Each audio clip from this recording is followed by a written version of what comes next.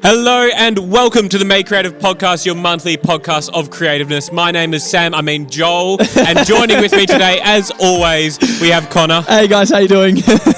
And our very special guest. Jest. I can speak. Jest. I'll guest. He is a bit of a joker, so he is a bit of a jester. But is Jared? He's my brother. Hey guys, Jared. how's it going? So, what brings you here today, Jared? Nah. Well, I just happened to bump into you guys. Yeah, at we church. just it was good. So, what special creative things do you do for worship? I really enjoy doing lighting. That's how I worship God. Nice, cool. That's right. We're doing our podcast on Jared, our Jared resident doing lighting guy. yeah. Absolutely. Yeah. And so Jared, right? So obviously, lighting is like pretty passionate. As you can see, if any of those that are sort of paying attention, there's a lot going on behind us. There's like we're in like a middle of Well, there was. It's finished now. Yeah, we're in the middle of like a smoke screen at the moment. Somewhat half coughing, but still really good. So obviously, you're like particularly passionate about lighting. So how did you get into lighting initially? Well, I first of all don't remember. just where the first memory you can think of particularly. To be honest, the first time I got into like AV was at my primary school. Sorry, what's AV? Audio visual. Mm-hmm. Yeah, so like the whole lighting sound area altogether was at my primary school assemblies when I started just doing like simple stuff like microphones and sound. When I first started getting into lighting was probably when I don't know. To be honest, it was actually when I went to parties and stuff and cool. was very intrigued by all the disco lighting and all that. So yeah, nice. Yeah, cool. Yeah. And then like so since then, obviously you've gone on to do like a whole bunch of different things, right? Like you've done some like proper show, like proper lighting stuff, and some proper. Is any of those particular experiences you want to share? Well, I did do lighting for the Made Creative album launch last He year. most certainly did, and it was absolutely awesome. So Very good. Thanks so much, by the way, because like Anytime. that was like every time I look at those videos as we release them from the album launch, I'm like, man, it was actually the lighting was so good, like it was so cool. Yeah. Also, you're responsible for the confetti cannons, is that correct? I was, yes. I organised all the confetti cannons. So is that the first time you set off a confetti cannon? it was. Well, actually, it wasn't me who set it off. I cued it, but I got another person to set it off. So yeah. But yeah, I don't know. For me, I mean, I was on stage and it happened sort of like outside my peripherals. So it's just sort of like, I just saw this boom and I heard a bunch of people go, oh. But no, it was really cool. Yeah. Now, obviously, in my opinion, I think that like lighting can kind of be like controversial, especially within the church stuff. Because like, I think as sort of churches walk into this realm of like trying to create a really wonderful space for worship, it can often people get the impression that it's kind of like turning into a show. What do you think about that? Do you think that there might be a half truth to that, or do you think that there is like something really valuable about having lighting as a part of worship in your church, or whether it's church services, or whether it's like you're just hanging out, playing a bunch of worship songs together with a bunch of people. It doesn't have to be in church, but yeah. Mm-hmm. Yeah, for me, lighting is how I worship and praise God, because God says, like, worship Him with all your heart, all your soul, and all your mind, or something like that. Pretty close. Yeah, and that's I really enjoy lighting, and I feel like I'm called to do it. So, for me, that's one of my ways for worshiping God. And in regards to the like the show thing, I personally think it's an important way to bring the next generation into the church, because I know like this is very stereotypical, but I know a lot of young people like all the lighting and like that kind of stuff. Yeah. So I think it's very important to keep bringing people into the church. Otherwise, the church is obviously going to die out. So yeah. I mean, I think like something that I find really interesting about lighting, particularly, is it just brings a stronger sense of life. And that's one of the whole things is, right, like we're not like we don't want to get too hung up on like the cross. Like at the end of the day, it's like we're not worshipping literally that piece of wood, right? We're worshipping Jesus, and Jesus is the one that's still alive. So, and I think like bringing life into the services by just literally by having like lights on it, I think it can definitely like draw people into that revelation of the Spirit in the place that they're at.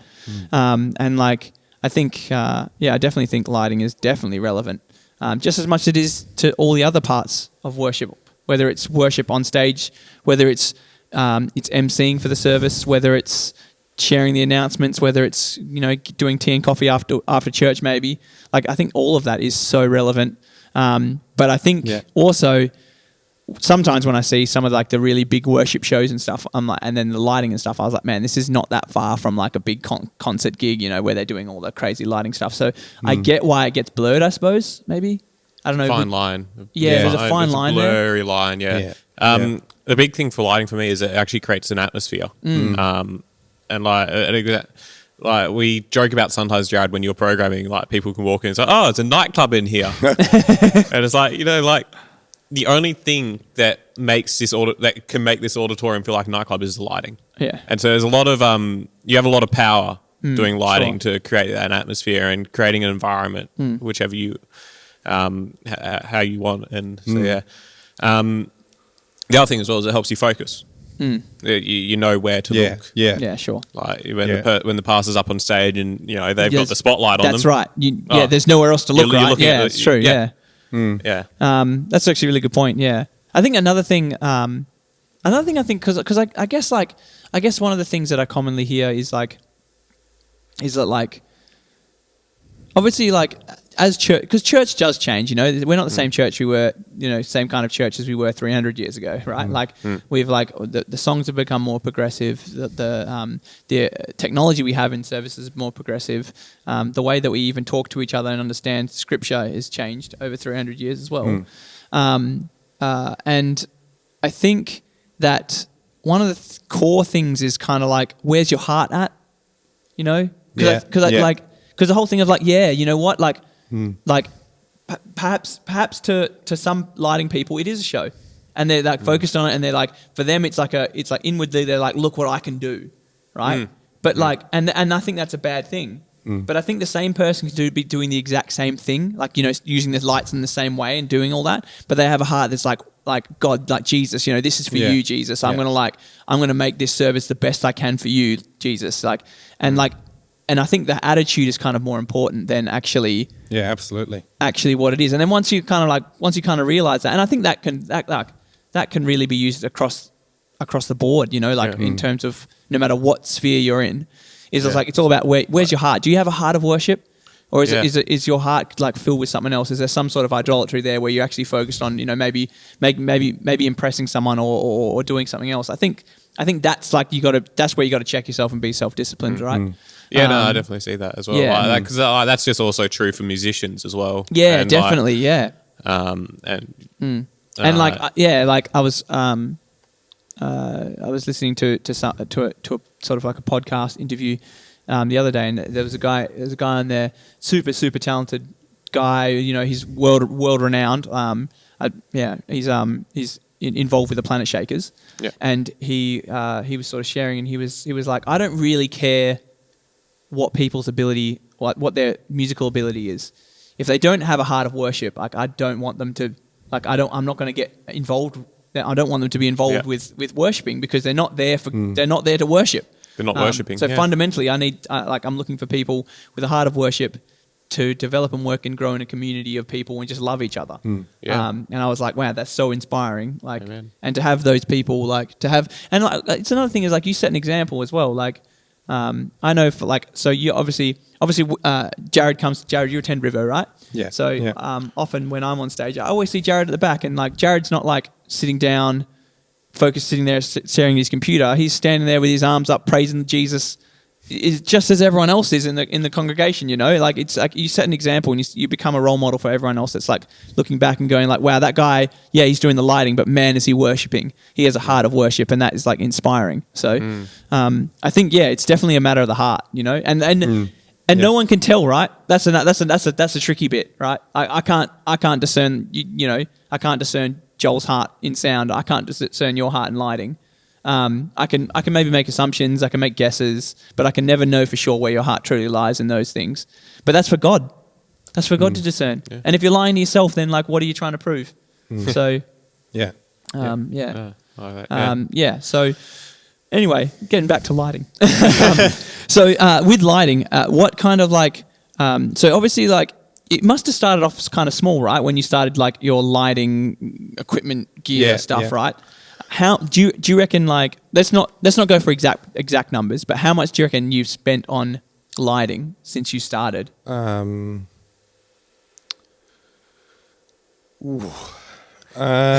have not exact numbers. We don't want exact numbers, but just roughly.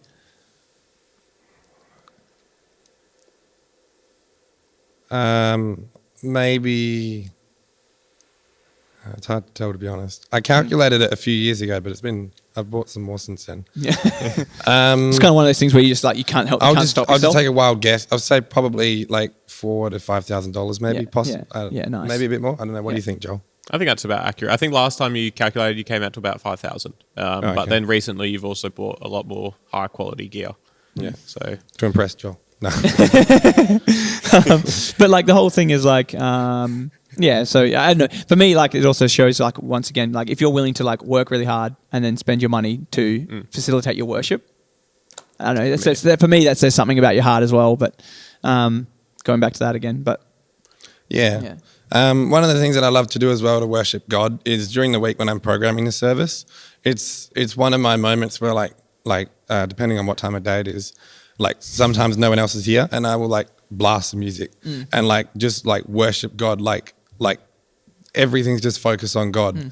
And I'll be walking around and like running around this auditorium just like praising God with everything. Let's like, go. It is the best feeling in the world. Like amazing. It's so like I mean, there's nothing better than the present than his presence, right? Yeah, absolutely. and just spending time with him and worshiping. Like, oh man, it's so good to hear. So you brought up programming. Can you just talk us through and walk us through what is programming and what kind of is involved and like what's maybe some fun things or maybe some things you've learned along the way? Like my understanding is that you used to love Rainbow Chase. Absolutely. So you got to explain kind of what that is as well. But yeah.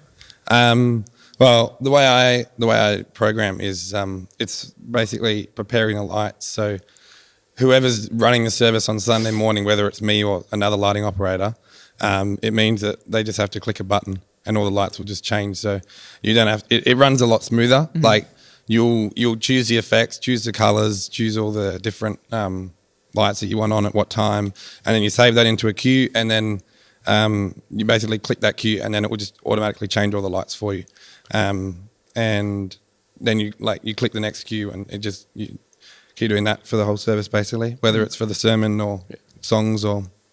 So yeah, it takes a while, but I think it makes a big difference. And so obviously there's styles of worship, as well. So there's styles of not worship, styles of lighting. So I brought up one earlier, which is Rainbow Chase. Is there any other ones that are like particularly interesting or what is Rainbow Chase? Rainbow Chase is basically it's a color effect. So if you put it across, let's say you have 10 lights and you say, I want Rainbow Chase across these 10 lights. You could either do it across all 10 at the same time, or you could have it like fading across. So one light will be red and then the next one will be orange and yellow and so on. And then it will sort of slowly fade across like different colors. So it's pretty cool. We can insert some B-roll of the different lighting. So yeah. And I think another thing that's very important with lighting is you have to match the mood of the songs. So for example, if it's like a really high energy praise song, you want I normally go for lots of flashing, lots of color changing and effects like that. And depending on what type of service it is, like more for night services, I would do that.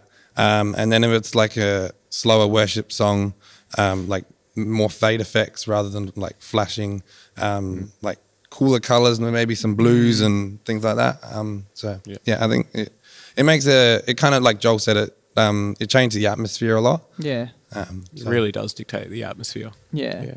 So when you come to like choosing the colors and stuff, is it just kind of like whatever you're feeling at the time, or?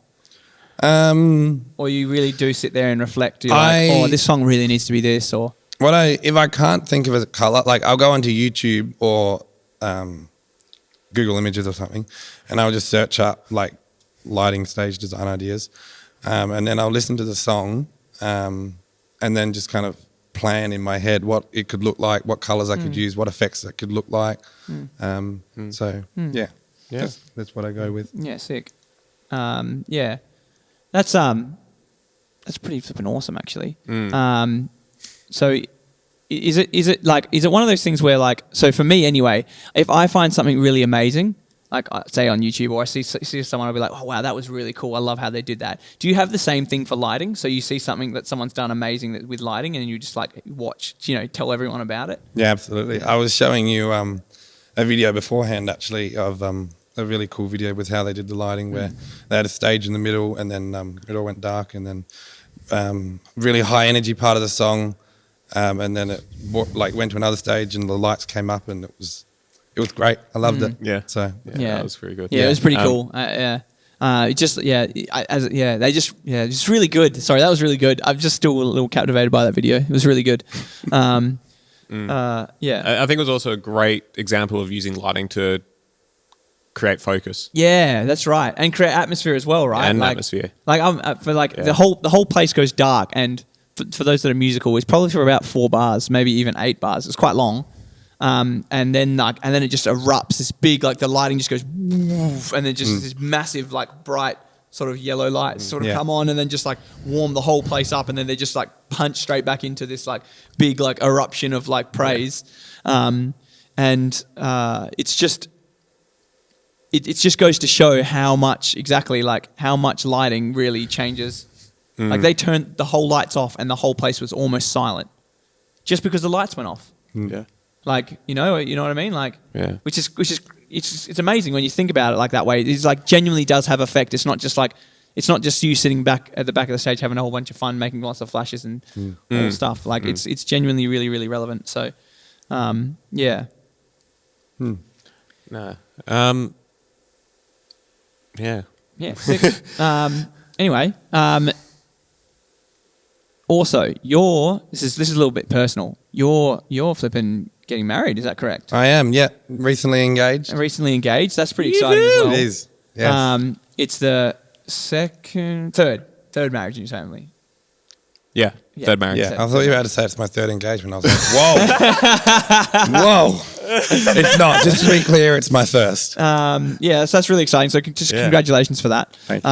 And also just want to say like a massive thank you again for doing all of the lighting stuff for Made Creative. It's been really cool. It's been really great to have you on, Jared. Thank you. And thank you for having me.